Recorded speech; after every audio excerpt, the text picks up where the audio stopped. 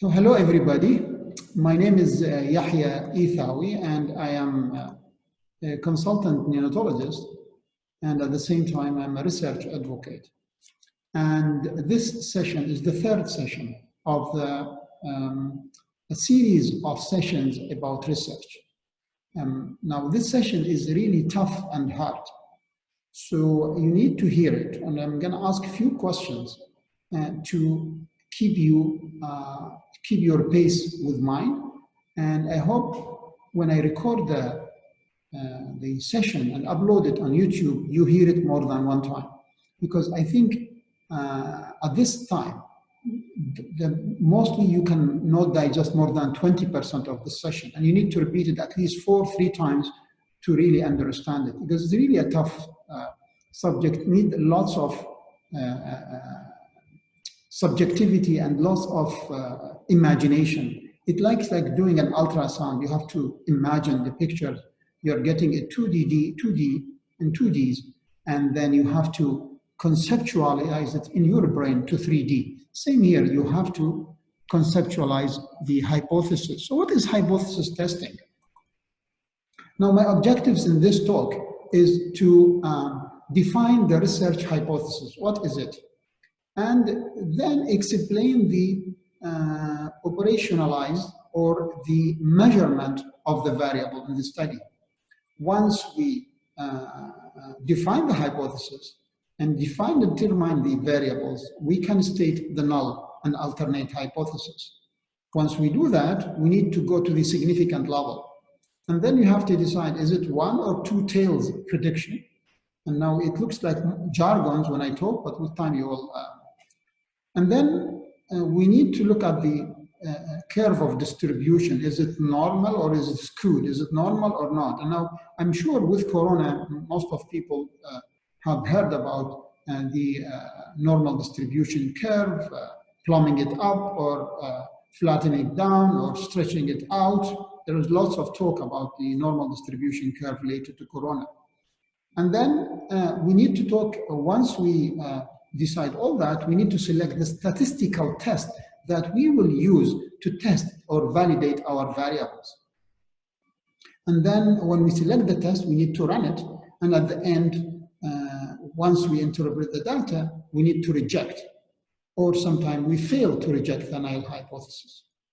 So let me kick off the talk with a question, and I'm going to open the floor to you to try to answer the question. So imagine yourself, you were in a street and you saw a person named Ahmed.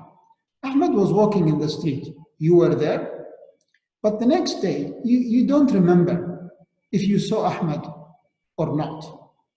So my question is, in this case, which is easier for you to approve the question, which is, did you see Ahmed walking in the street, or yes, yesterday? And you have 3 options. The first option, no, you did not see him. The second, yes, you did see him. And third, you're not sure. So now you were there, Ahmed was walking by yesterday, and you can't remember whether you saw him or you don't see him. And then they ask you, did you see him? So I'm going to open the floor for you to answer.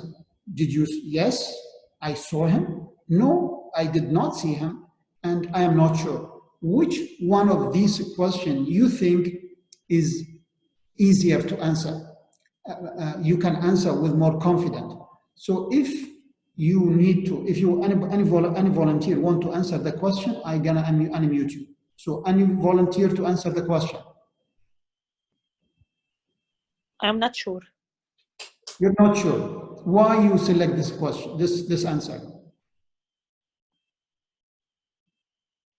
So not to give an answer which I'm not sure about.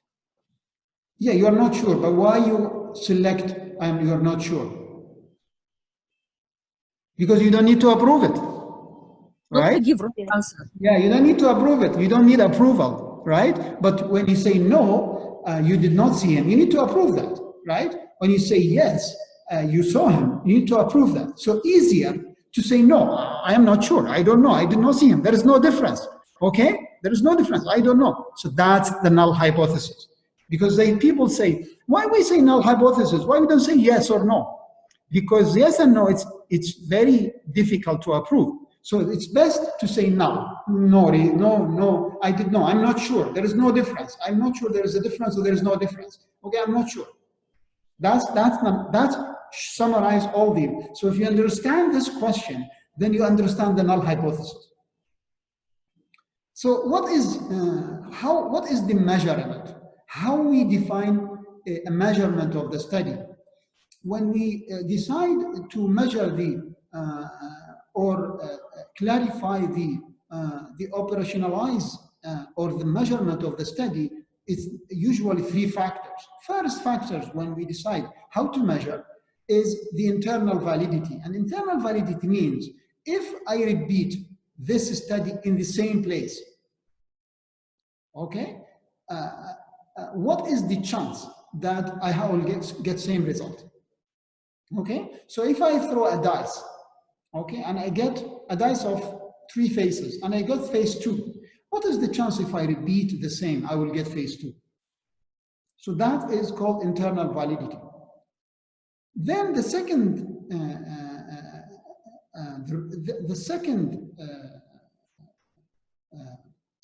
topic or the second issue or the second point to talk about when you need to measure a study subject is define the measurement.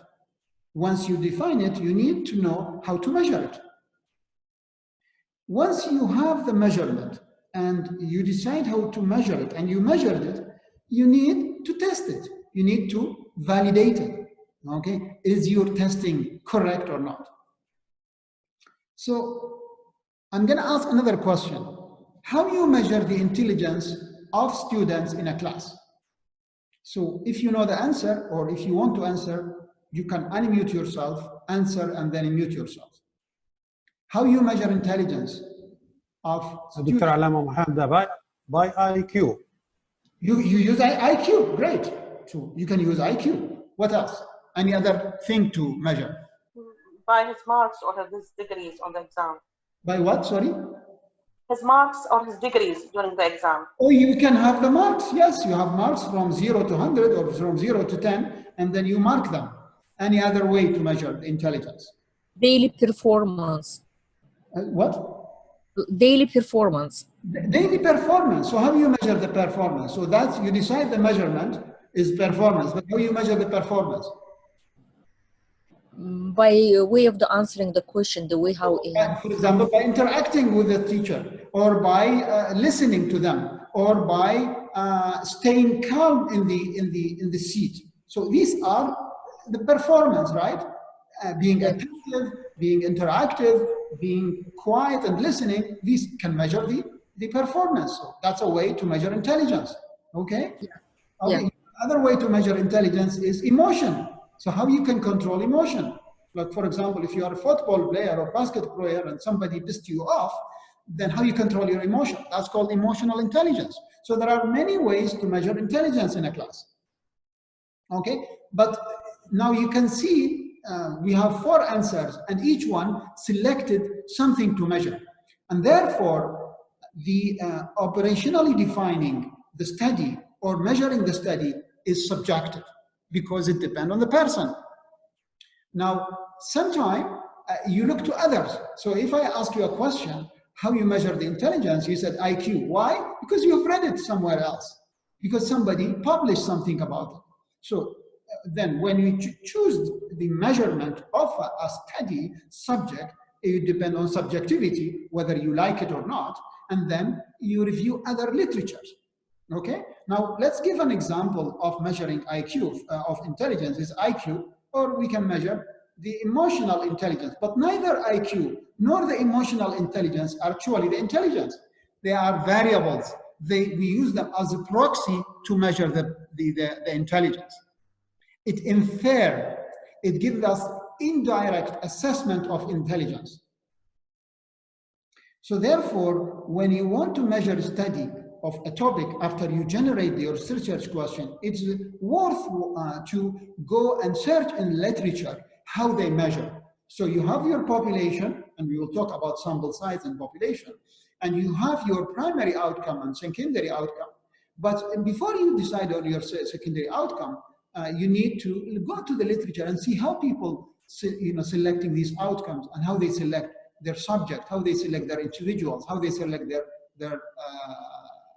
their patients. So again, how you define the operationally or the operationally defined or the measurement of the study is, I'll give an example here. To measure human being performance in a class, we can measure it in different way. We can use the marks, or you can use the anticipation. And for example, if you do a test, you anticipate people either pass or not pass. Okay? Or you anticipate when you do test, you look at the people, how they can stay calm for 1 hour. You know, that's what you expect from them. So you can use that to assess them, or you can mark them. Okay? An example, if you want to measure growth, what you will use? You can use weight, you can use height, you can use BMI, you can use fat thickness, subcutaneous fat measurement, and so on. To measure, for example, a respiratory status of the patient or of individual, you can use the heart rate as a proxy to assessment the respiratory status. Or sometimes you can use whether that patient or that person needs some support. So these are all measuring, or you're defining a measurement to measure the, either to measure or select the subject. Now let's define the variables. So I have a question. Can you change the marks or the performance of the students in an exam? Can you or you cannot? If somebody can answer the question. No, Yes, you can't. You can or you cannot? You can't. You can't measure, you cannot change it, right? Why you cannot change it? Because it's not subjective, objective. They have got this Exactly. mark, this is their performance. Great. So they are dependent variables because they are you cannot change them, okay? You cannot change them directly, but you can change them indirectly. So yes, you cannot change them, okay? You cannot change them directly, but you can change them indirectly. So the question then, how you can change the marks of the student? It doesn't mean you have to go and change it by yourself, but you can change it indirectly, right? How you can change the mark of students? By changing my way of teaching them so that it will be reflected So on you their change performance. something that can change the mark. So the mark are dependent variables because you cannot play with it. And you use independent variables, the variables that you can change, and the variables that dependent variable depend on it to change the marks. So you can change the marks by changing something that affect the marks. Okay, so from this point, take us to the variables. So the variables are two types, dependent and independent variables. Independent variable is experimental or predictor variable, is the variable that you can manipulate, is the variable that you can change, is the variable that dependent variable depend on it. Now let us take an example. We have 100 students took a test. Their mark varies from 0 to 100. And then they have a variability of the marks. Their variability of the marks depend on the time they use to revise the test material, and also depend on their natural intelligence.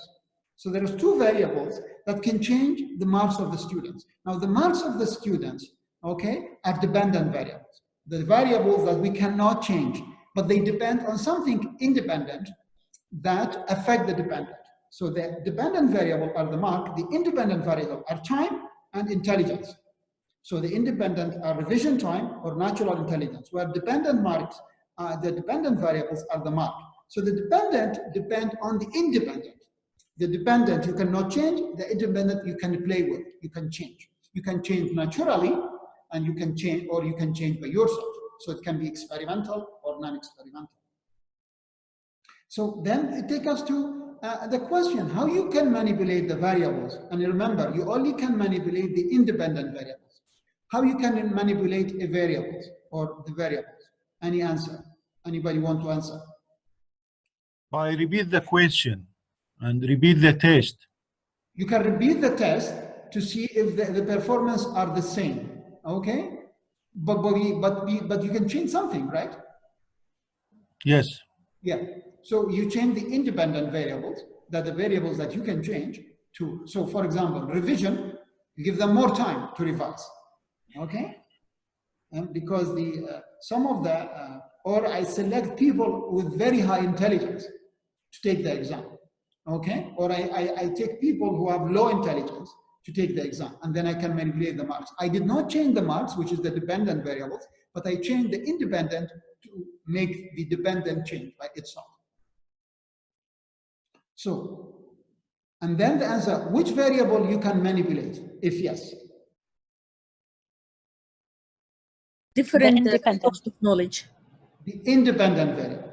So the answer is, I change the independent variable. Remember, we have two, dependent, independent. Dependent, you cannot play with. Independent, you can change. So if you want to change the variables, you change the independent to indirectly change the dependent. Okay, so yes, I can manipulate the variables, and yes, I can manipulate the independent variables. So how I can do that? And that's take us through. We have dependent and independent. Okay, now the independent are two types. Or there's two ways to that. There is independent that we cannot change because it's natural, or that we can change. And therefore, there are two types of study. There is experimental, where I can change the independent, and there is non-experimental, where I cannot change the independent. So by manipulating the independent variables, and then I examine the mark, which is the dependent variable, I have a different result. That called experimental. Okay, so what I do, I divided the student to two groups. The first group, I give them revision time 30 minutes, and the other group, I give them 1 hour. I can do many arms. I can do a third arm where I give 1 day of revision and then make exam and see the difference, whether revision time make a difference. Okay, so the dependent are the marks, the independent that I play with. Okay, that's called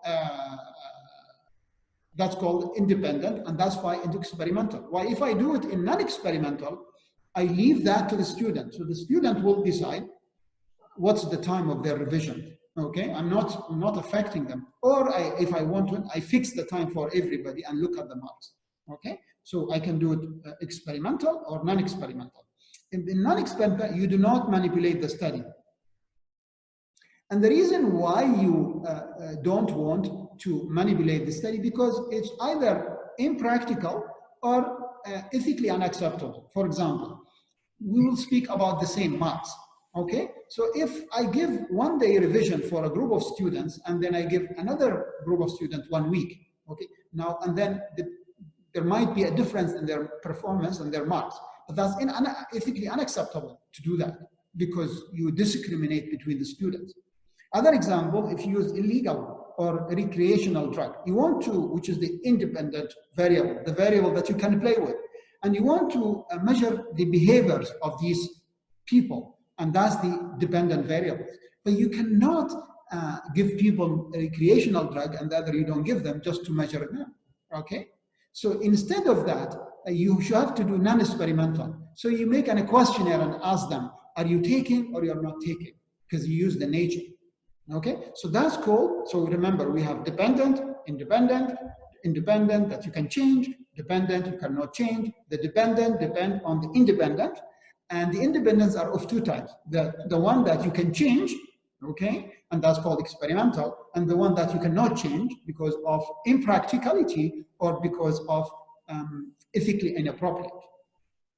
Now we come to other question. What is the difference between ordinal and dichotomous variables? Anybody know to answer? Please do. Ordinal like stage of the disease, mild, moderate, and severe. Ordinal is the the other one, stage of the disease. So ordinal cannot be in any other variables other than disease. no, can many other variable, but I'm talking So about. they are not a stage of disease then. Yes, it is a grade of something. The other is Ordinal is the grade of something, and dichotomous. dichotomous is different male and female, Okay. life and this. You know it, but you don't know how to express it. Okay, you know that difference, but you don't know how to express it. So let's go. So the variables that we can play with, or sometimes even we cannot play with, are two types: are categorical and continuous variables. Categorical mean discrete, mean variables that is qualitative, not quantitative. And they are of three types. They are nominal, dichotomous, and ordinal. Nominal is variable that have two or more categories, but they have no order. You cannot grade them. You cannot sequence them. An example, for people living in UAE, for example, they can live in Abu Dhabi, Dubai, Iraq, Ain, Ajman, Sharjah, and so on. So these are categories of people living in different places. You cannot grade them, right? Or what is the nationalities that lives in Indians, Chinese, Filipinos are nationality, but you cannot grade them. So that's called nominal. Nominal is categorical variables. They are discrete variables. They are qualitative variables that they have no order. Dichotomous is nominal variables that have only two values, nothing more. So they can, for example, male, female, or yes or no, or it can be residential or commercial property, and so on. So nominal is categorical variables that have no order. Dichotomous is nominal but have only two variables. Ordinal is again is categorical variables that have two or more categories. They are discrete, but they can be ordered or they can be ranked. For example, if you answer the satisfaction of people, they can say not very much, I am okay, yes, or a lot. Okay. Other ways like of light, dark, neutral, and light. Okay. And other categories. So the categorical variables are three types. Nominal, they are categorical, they have no order. Dichotomous are nominal, but they are only two. And ordinal, they are categorical, but they have an order. So the question is, what are the types of continuous variables, if you know what is continuous variable? Any answer? Continuous, Dr. Allama Abu Hamza, continuous variable likes number, body temperature, degree of. So these are examples, but what are the types? Yes. Temperature, Types are all examples of continuous. Yes. Discrete number, I mean. So you are close to that the examples, but you cannot define it. We'll go to proceed. Muhammad, yes, continuous data are a range, like a range from is as blood pressure 100 the systolic has a range, normal range, and the diastolic has normal range.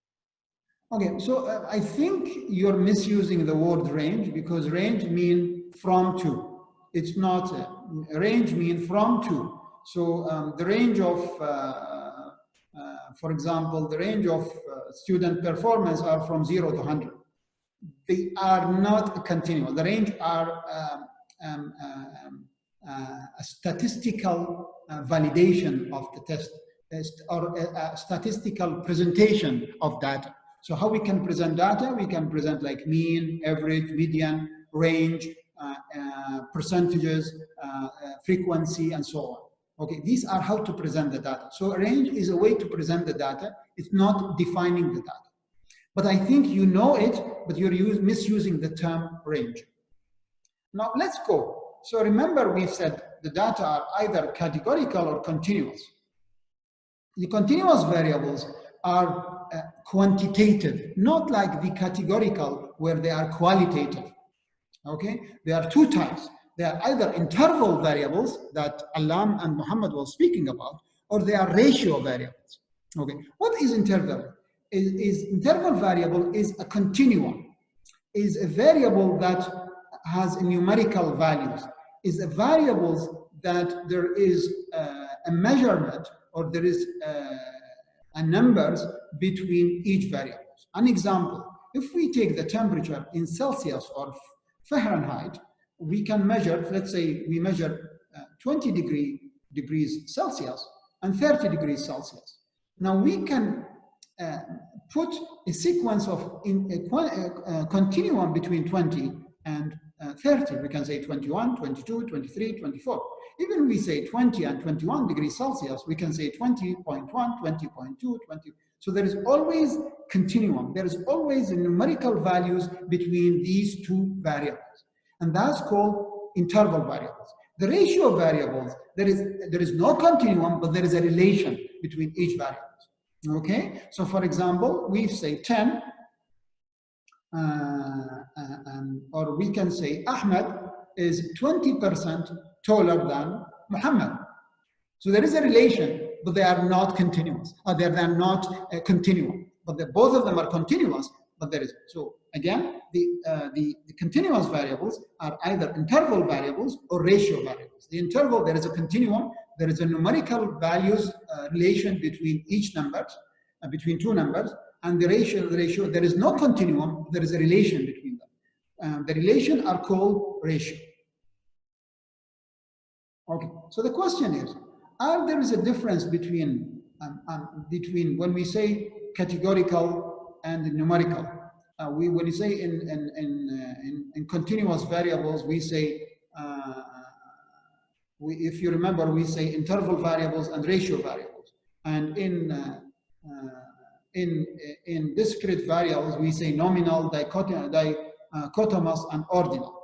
Now, the question is, are these differentiation are obsolete or ambiguous? If somebody want to answer. When we say category and we say categorical and we say continuous, is this absolute? Is this absolutely correct? Or it's ambiguous? Can they be mixed? Yes, continuous can be categorical. If I have numbers, I can grade them as if when I'm making a cutoff point. I choose for a stratification of numbers, and each one and then it is considered as category. Ages, I say by ages from 20 to 60. When I say it from 20 to 30, stage grade 1, 30 to 40, grade 2, 40 to 50, grade 3. I can make continuous category. Okay, so the answer to the question that they are not absolute. All the data are ambiguous. And the reason why, because there is ambiguity in classifications of variables. Okay, so some of the variable can be ordinal, but they can be treated as a continuous. Example, we have 5 values scale. Strongly agree, agree, neither agree, nor agree, disagree, and strongly agree. I can write it in a continuous way. So I can say neither agree or disagree, I can say it's 0. And agree 1 and disagree 2. And and strongly agree 2, agree 1, neither agree or disagree, I will give it 0. Disagree, I will give it -1. And strongly agree, I can give it -2. Okay, so I can do it categorical because they are ordinal, but I can see continuous, and I can see they are. I can say they are interval variables because they have no relation. Okay, and the classification of variables between categorical and continuous are always area of dispute and ambiguity. Example, I will give you another example. For example, male and female that Muhammad was giving as an example. Male and female is dichotomous. They are categorical and they are continuous because they're either female. But sometimes we'll say, no, there are other type of genders. Okay? There is gender queer, that person don't know his gender. There is intersex and there is transgender. So a person have 2 genders at the same time. You have male and female biologically. And some people, they have male, but they feel they are male, female, and some people are female, they feel they are male. And some people, they don't know what is their gender. So somebody can argue that male and female are actually not dichotomous. They are actually ordinal. So that's an area of it. So now we spoke about it's way better to stay null hypothesis. There is no difference, okay? Or the difference is due to chance, because I'm not sure. That's one. We've talked about type of variables and how to measure. So we said how to measure the variables, and we said there is dependent and independent variable. The independent we can manipulate, the dependent we cannot. The dependent depend on the independent. We've talked about variables that is independent and can manipulate. We can sometimes manipulate as experiment. Sometimes we cannot manipulate because it's impractical or ethically unacceptable. So we have research and experimental and non-experimental. We've talked about categorical, and we say they are ordinal, dichotomous, and if you guys remember, we've said they are nominal, dichotomous, and ordinal. And we say there is continuous variables, and they are interval and ratio. And we said this is area of dispute. Sometimes we cannot differentiate between the variables, whether they are continuous. Now we've reached to hypothesis testing. We need to define it. So to define the hypothesis, we need first to state the dependent variables. So in our question, the dependent variables are the remarks. The independent variables, for example, teaching method. So giving seminar or giving lecture. So giving a lecture, one direction presentation, or giving seminar that is bi-directional interactive session. So giving a talk like this one we do, or giving a speech, one direction. Okay, so null hypothesis.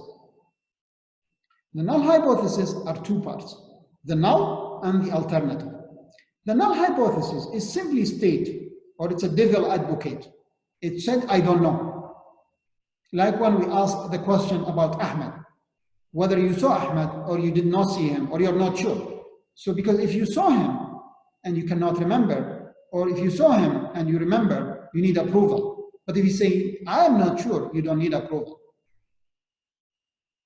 So in null hypothesis, you're assuming whatever you're doing to prove something did not happen. Or the difference between two variables, the dependent and their dependent, are zero. There is no difference. So in our example, we have the seminar and lectures. So simply null hypothesis, there is, say, no difference. We don't know. We are not sure. Okay, so I have a question. There is some stereo in the voice. Oh, I see, maybe, because maybe there is echo. I'm sorry about that, is because it's a new house. We'll take care of that next time. The other question is, normal distribution we'll talk about later, Muhammad. Don't jump. We'll talk about the distribution later. Let's concentrate right now to what we've took. We've talked the variables, we defined the variables, and now we are doing the hypothesis. So again, the hypothesis, it just say no, we don't know. Okay? The alternate hypothesis is against the null hypothesis. It said there is a difference. Okay? The opposite of null hypothesis. And so the alternate hypothesis is said no, the two different teaching models that you're doing can cause difference in the exam performance. Okay, so we have the dependent variables, which is the mark, that depend on the independent variables, which is the teaching method. So either null, there is no difference, or alternative, there is difference. Okay, so the null hypothesis, or somebody referred to H sub 0, is undertaking seminar classes has no effect on student performance. While the alternate hypothesis, the H sub A, is undertaking seminar classes has positive effect on the student performance. Sometimes we can use the data presentation that Muhammad was talking about. the mean, the distribution, the median when we're stating the null hypothesis. So we have a question. Can you please explain the second and the third? What do you mean the second and third? Which second you mean? In the previous slide. The Second one. The hypothesis? Yeah, the hypothesis. So you have a teaching model, which is seminar and lecture, and you have marks of the students, okay? And the marks are rated from 0 to 100. So you want to know whether the seminar or lecture can actually change the mark. The best way to say, because you have no clue, you don't need to approve anything, you say, I don't know. There is no difference. That's called null hypothesis. So the against null hypothesis is there is a difference. It's automatic. When you say there is no difference, the alternate hypothesis is there is a difference. So that's the null. So the null hypothesis is there is no difference. Taking type of a class, whether seminar or lecture, has no effect on student performance. Then the alternate hypothesis is taking the type of a class have effect on the performance. So null hypothesis causing no difference between two groups. The range or the average or the total are the same. While alternate hypothesis will say, no, there is difference. The type of the class, whether seminar or lecture, can cause. Now, the more specific to use null hypothesis, instead of giving a generalized statement, you can use the data presentation. How we present the data? We can present it by mean, by average, by range, by medians, by frequency.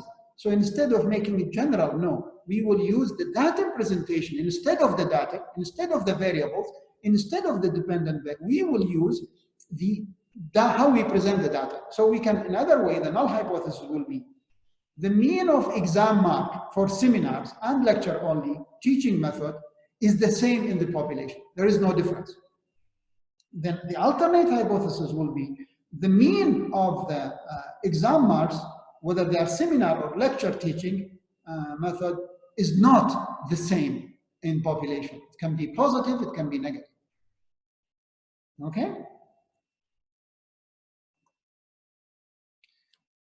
So once you do the hypothesis, once you state the hypothesis, okay, you need to test it.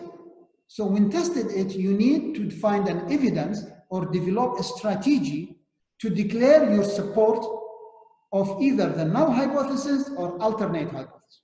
So again, you have the marks and you have teaching method. You said there is no difference. Okay? You need to approve it that there is no difference. If you approve it, then you accept the null hypothesis. If you disapprove, then you reject the null hypothesis. If you reject the null hypothesis, then you accept the alternate hypothesis. Do that. Can you mute yourself? Which is more danger? Can you kindly mute yourself? So again, when you state your hypothesis, you need to test it. Because remember, null hypothesis says no difference. Alternate hypothesis said there is difference. Now you need to develop a strategy or evidence to support your claim. If you can approve it, then you are accepting the null hypothesis. By accepting the null hypothesis, you are rejecting the alternate hypothesis. If you cannot accept the null hypothesis, then you are accepting the alternate hypothesis. Okay? To do that, you need a cutoff. So for example, you have teaching models, you have the seminar and the lecture, and you have the marks. So you say, if there is an increment of 5 marks on the average, then that is improvement. So you have to set a cutoff in your data to test your hypothesis. So that will take us to, there is a question? No, there is no question. Okay, so to test the hypothesis, okay, to provide the cutoff, you need something called significant level. So the question is, what is significance levels where the null hypothesis is true or 0 or more than 0? And why? Anybody want to know the answer? Dr. Allama Mohammed, according to the research, what is the level of significance is determined? For example, it is 0.05 or 0.01. Actually, it is between 0.01 to 0.05. Usually, in other words, is less than 0.05. Yeah. Okay. Yes. So the significance level, the cutoff point, is less than 0.05. Why? Anybody want to know the answer? You can say, because if we said less than 0.05, meaning about 95% within 2 standard deviation. I mean, I know, but why are you using 0.05? Why we are using 5%?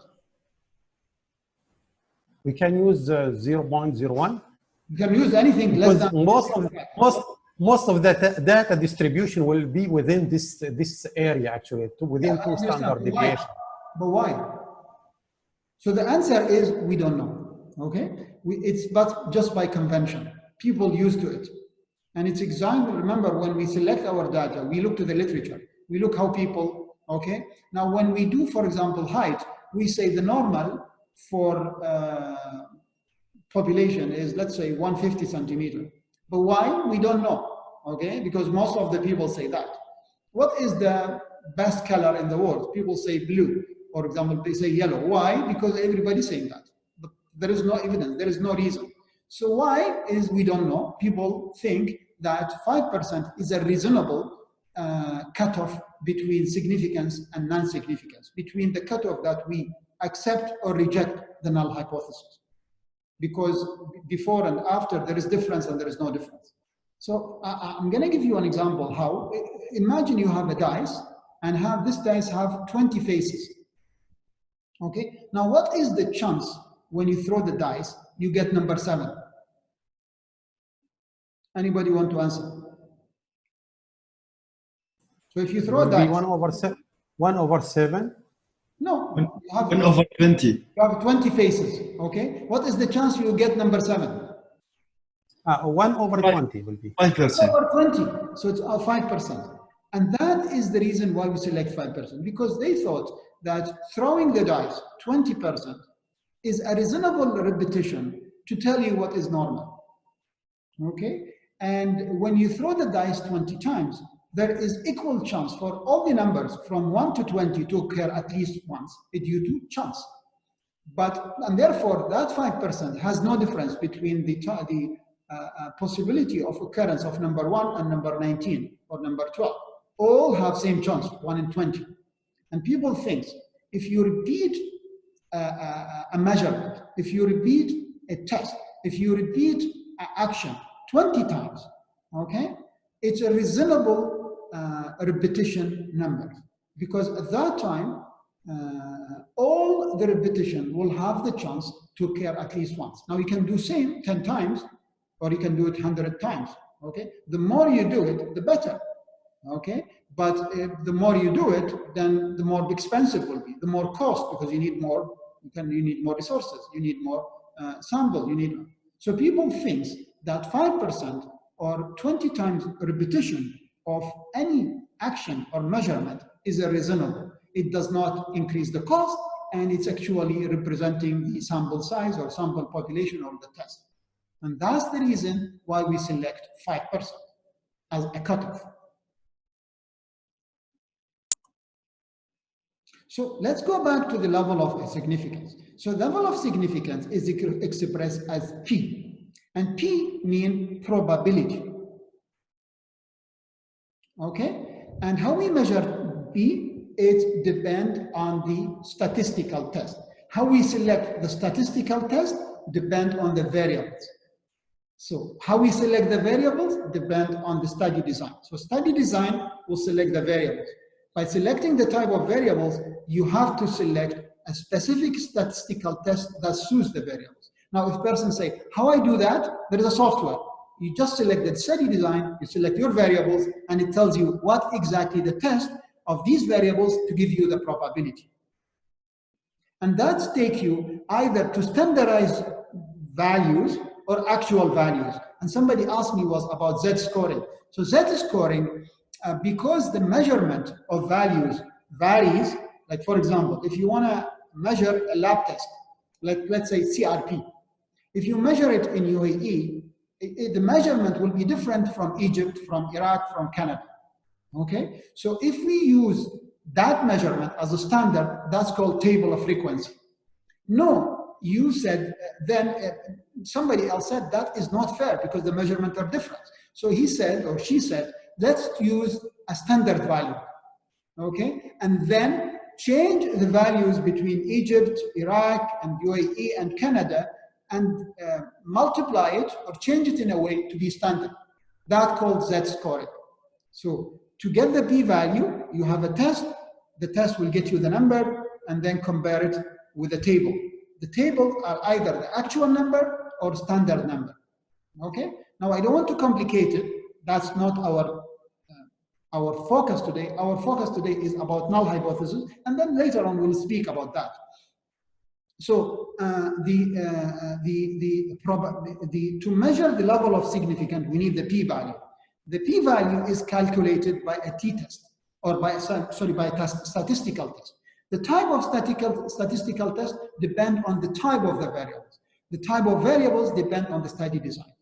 So you select the study design, you need to select your variables, dependent, independent, categorical, continuous, and so on.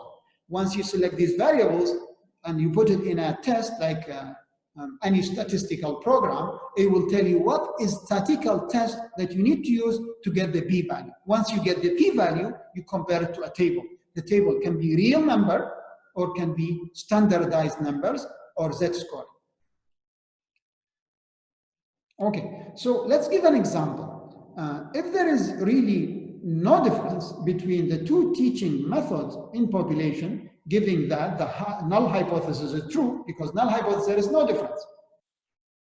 Okay, so we have two teaching methods, which is lectures and seminar, and we have marks. So we have the independent variables and dependent variables. Our null hypothesis said no difference. So our null hypothesis, if actually there is no difference, then null hypothesis is true. So the question is, how likely would it be to see a difference in the mean performance between teaching method larger than the difference observed in the study? Okay, and let's do it in another way so you guys can understand it. In the null hypothesis, there is no difference, said no difference. But this is no difference. Is it considering the chance, the difference that occurred not because our independent variables, just because of chance, just because the way we did the test, just because of some error we did, just because it's natural. Remember, when we throw the dice, there is chance that you get 1 in 20, 5%. So the significant levels tells us what is the cutoff between the difference that occurred due to chance and the difference that usually occur due to the independent variables that we are studying, which is the seminar and the lecture. That difference, the cutoff between these differences are called the significant level. So the p-value measures that. If the p-value from the tables, we get the p-value and then compare it to the tables, and the table said this is 3%. So if a 3% chance, then this is significant. Then the null hypothesis is true. Then there is the difference. We're accepting the null hypothesis. By accepting the null hypothesis, we're rejecting that there is no difference. So this is significant. Again, let me repeat it. It's very important to remember that. So when we say the significant level is 3%, okay, so that means we're accepting the null hypothesis. Okay, so with null hypothesis said there is no difference, or there is difference during chance, which means significant. Okay?